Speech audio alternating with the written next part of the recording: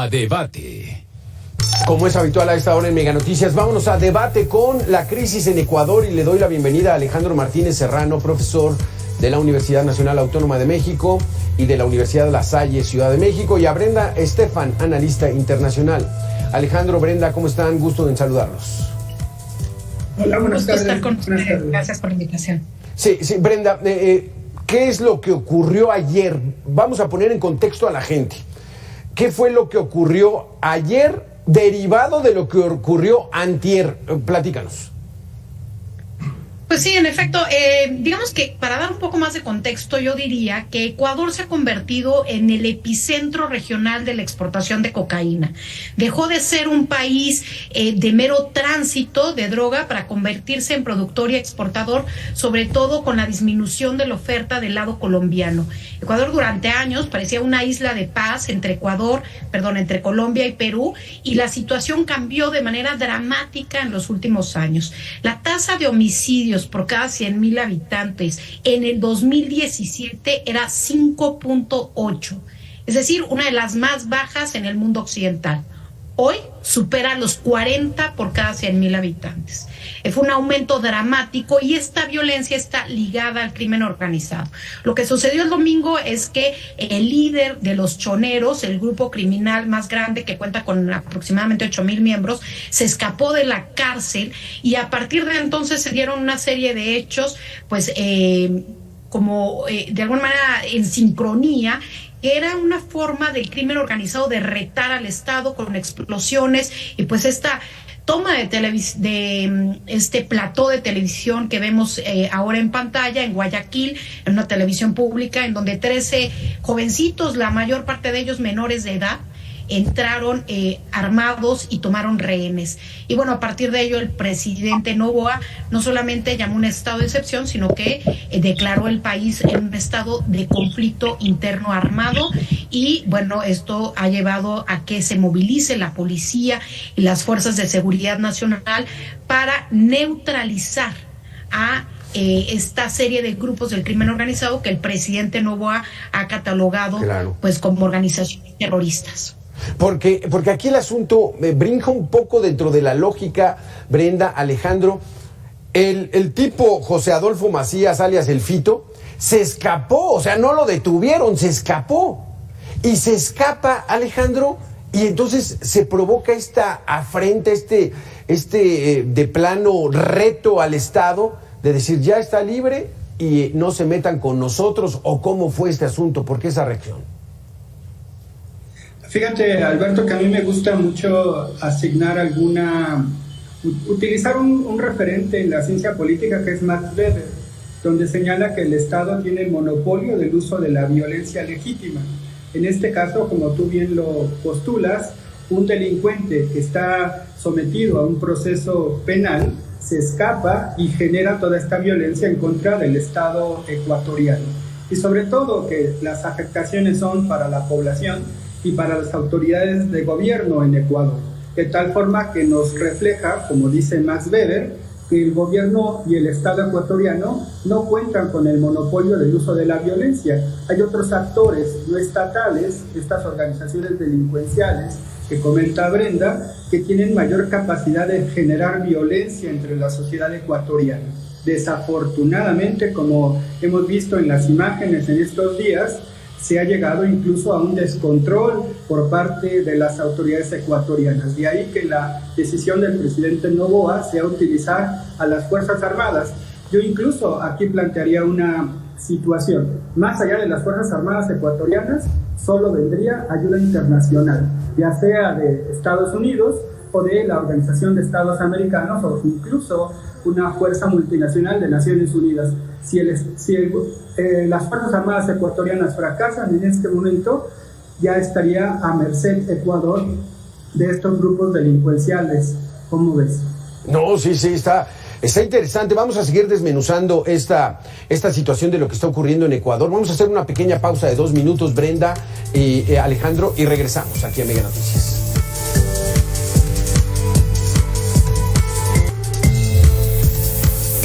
Gracias, Brenda. Gracias, Alejandro. Brenda, entonces, para seguir tratando de entender, el famoso Fito se escapa, se fuga de la cárcel.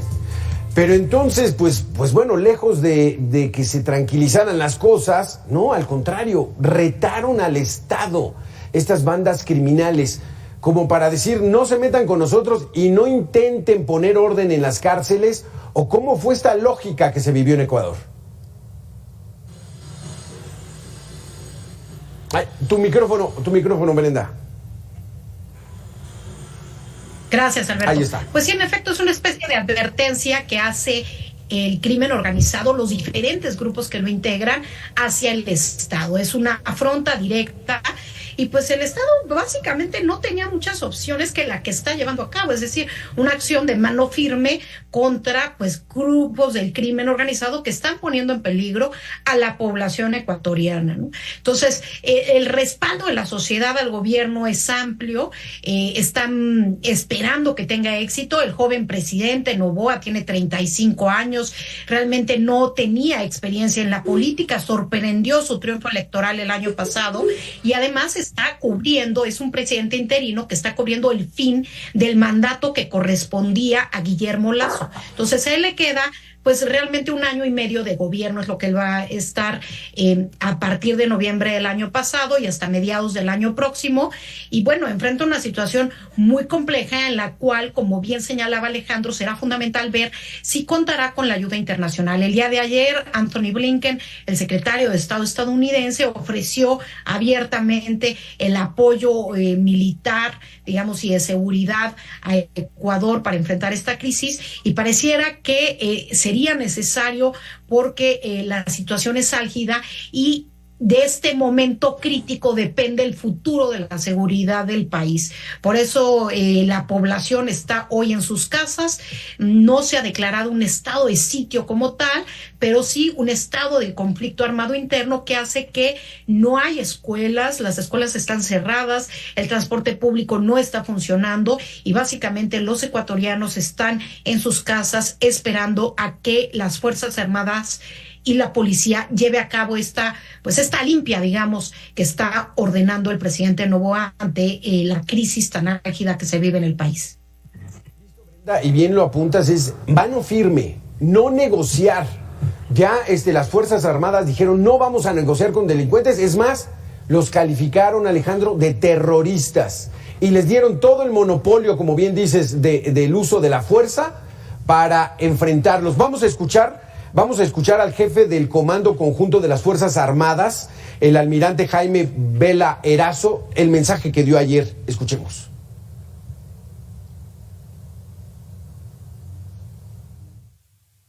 Y ningún acto de terror nos hará claudicar. No vamos a retroceder ni a negociar. El bien, la justicia y el orden no pueden pedirle permiso ni agacharle la cabeza a terroristas. Estamos actuando con firmeza y contundencia en contra de todo intento de desestabilización y caos que se pretende realizar dentro del territorio nacional. Alejandro, no negociar y no agachar la cabeza ante la presión que están metiendo los delincuentes. ¿Qué opinas? Considero que es una decisión muy acertada por parte del presidente Noboa apoyarse en las Fuerzas Armadas ecuatorianas, sobre todo que las autoridades civiles, las autoridades policíacas de procuración de justicia, pues obviamente que están rebasadas por estas acciones de extrema violencia que han desarrollado los grupos delincuenciales. Aquí la categoría de grupo terrorista incluso podría elevarse también en el ámbito del derecho internacional público, y Estados Unidos, como bien señala Brenda, tiene una estrategia no solo de este gobierno, sino de anteriores, desde el 11 de septiembre, de buscar combatir a grupos terroristas a nivel internacional. De tal forma entonces que lo más probable es que el gobierno ecuatoriano acuda a la ayuda estadounidense para combatir a estos grupos delincuenciales con esta categoría como terroristas. No quiero ser ave de mal agüero, pero desafortunadamente a nivel latinoamericano todos los grupos delincuenciales que han sido combatidos con fuego no ha tenido el Estado un éxito rotundo. En el caso colombiano, que es vecino fronterizo de Ecuador, sabemos el Plan Colombia, que ocurrió a partir de los años 90. Si bien es cierto que ya no están los grandes cárteles de exportación de cocaína, sigue llegando esa droga a Estados Unidos. No obstante, la presencia de incluso fuerzas militares estadounidenses en Colombia sigue llegando esa droga a Estados Unidos. Y yo pondré otro ejemplo en el tema mexicano con el presidente Felipe Calderón, que también declara una guerra en contra del narcotráfico y sabemos que sigue operando en los grupos delincuenciales en México y la violencia sigue persistiendo en México. Desafortunadamente, la utilización exclusivamente de la violencia no es la solución a toda esta problemática a nivel latinoamericano. ¿Cómo ves esto que dice Alejandro Martínez, Brenda Estefan, que quizá no sea la solución, la mano firme, el no negociar, el no agacharse entre los delincuentes? Yo creo que no tenía muchas otras opciones en este momento Noboa.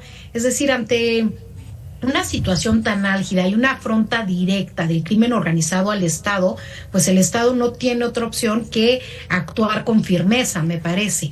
Esta situación se viene dando de tiempo atrás, es decir, desde el gobierno de Correa, cuando se dejó de hacer frente al narcotráfico en Ecuador, sino que realmente se les dio manga ancha, incluso se disminuyó a su mínima expresión la colaboración con otros países en materia de lucha contra el narcotráfico, se cerró incluso la base militar estadounidense de Manta, etcétera. Pues a partir de ahí el crimen organizado y el narcotráfico empezó a crecer y, digamos, como consecuencia de ello llegamos a este momento en donde la situación es tan compleja, tan álgida. Cuando tienes a un grupo, a un comando armado entrando a una televisión pública y en tiempo real está siendo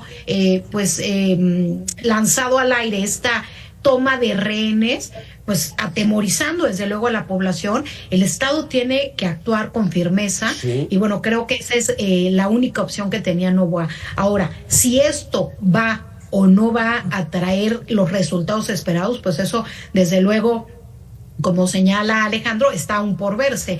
Sí. Desde luego que hacemos votos para que Ecuador y los 18 millones de ecuatorianos encuentren un estado de paz, en donde no vivan rehenes de los grupos del crimen organizado, que pues claramente coopera con el de México y con el de otros países, porque estos cárteles no se tienen en las fronteras. Digamos, Brenda, Alejandro, que en México vivimos algo similar con el famoso Culiacanazo, la detención de uno de los hijos del Chapo Guzmán, y ahí se le liberó para no provocar un derramamiento múltiple de sangre. Esa fue la justificación del presidente. Ahí no hubo mano dura.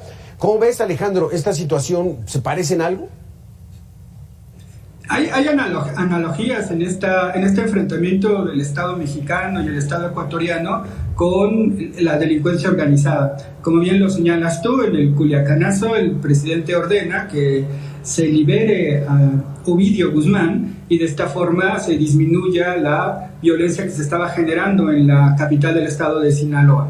Si bien es cierto que también aquí podríamos meter a discusión otro ejemplo, que es el caso de El Salvador, donde el presidente Bukele inicia una estrategia contundente de cero tolerancia contra la Mara Salvatrucha.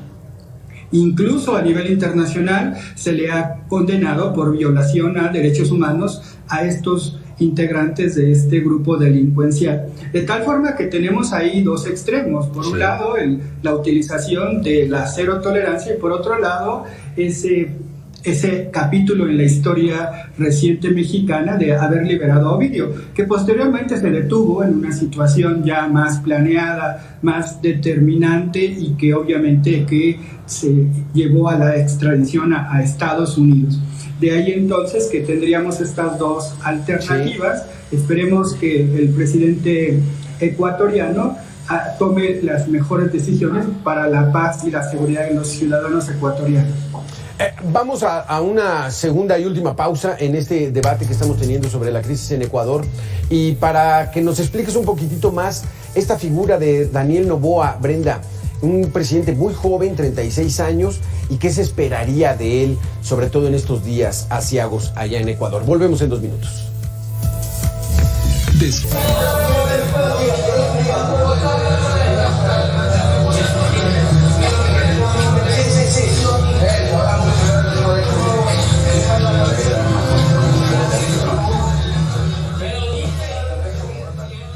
Qué imágenes, Brenda, ya las veíamos anteriormente, es una televisora pública en vivo y estos sujetos, los criminales, diciéndole a sus rehenes, pídanle al presidente que no se meta. Pero el presidente Noboa, pues a los 36 años tuvo los arrestos y dijo, rescaten a estos rehenes, no hubo muertos, en fin, qué decisión, Brenda, platícanos un poco de este personaje, el presidente de Ecuador. Así es, Alberto, el presidente Daniel Noboa sorprendió al ganar la elección presidencial el año pasado para este periodo interino. Él había sido legislador del 2021 al 2023, pero realmente más allá de ello no tenía una gran experiencia política. Él había estado más bien en el mundo empresarial, tenía una maestría en administración de negocios en Estados Unidos en la Universidad de Kellogg, otra en Harvard, y había trabajado en la empresa familiar, una empresa bananera. Su padre es uno de los hombres más ricos del Ecuador, bien conocido por haber sido 5 veces candidato presidencial sin éxito, y de alguna manera su hijo pues tenía esas inquietudes políticas también, pero se había dedicado al mundo privado hasta apenas hace unos cuantos años. Llega al poder convirtiéndose en el segundo presidente más joven del Ecuador, el más joven si hablamos de términos de elección por voto directo, y bueno, pues se encuentra con una situación muy álgida. Ya él sabía que iba a un país gangrenado por el crimen organizado y el narcotráfico, pero lo que sucedió en este fin de semana y el inicio de esta semana, pues creo que quizás el joven político no lo esperaba. Sin embargo, creo que si logra manejar con habilidad esta situación y dar resultados contundentes, podría incluso ganarse el ticket a su reelección dentro de 1 año y medio. Veamos que de alguna manera políticamente él se está jugando todo, y a nivel de seguridad el país se está jugando el futuro. Alejandro, ¿cómo ves esta situación? Parece que va bien Noboa hasta el momento, porque el país sigue tenso, pero hay cierta tranquilidad. Es un enfrentamiento directo con la delincuencia organizada, y en este caso, Alberto, yo te podría comentar que no tiene mayor alternativa el presidente Noboa, sino es el establecimiento del Estado de Derecho, y aquellos individuos, aquellas organizaciones delincuenciales sean castigadas con toda la firmeza de las leyes ecuatorianas. Es más, si están violando alguna ley internacional, también ser sometidos a esa jurisdicción. Definitivamente, aquí en esta alternativa que planteábamos hace rato de negociar o llevar a cabo la impartición de justicia en forma estricta, yo optaría por la segunda alternativa, la aplicación de la ley sin ninguna negociación al respecto. Desafortunadamente, el momento de negociar, pues obviamente que lo que se provoca es la impunidad y obviamente que la mayor proliferación de la violencia. Aquí también otro tema interesante es el cuidado de los derechos humanos por parte de las Fuerzas Armadas ecuatorianas, y obviamente que no se lleve a cabo este tipo de violencia en contra de ciudadanos que no tengan nada que ver con estas organizaciones delincuenciales. Sí. Yo sobre todo pondría el cuidado en ese aspecto. Porque Brenda, dicen que estas bandas criminales en Ecuador tienen nexos muy cercanos con el cártel de Sinaloa y el cártel Jalisco Nueva Generación, bandas criminales mexicanas. No hay la menor duda de eso, Alberto. El crimen organizado no tiene fronteras.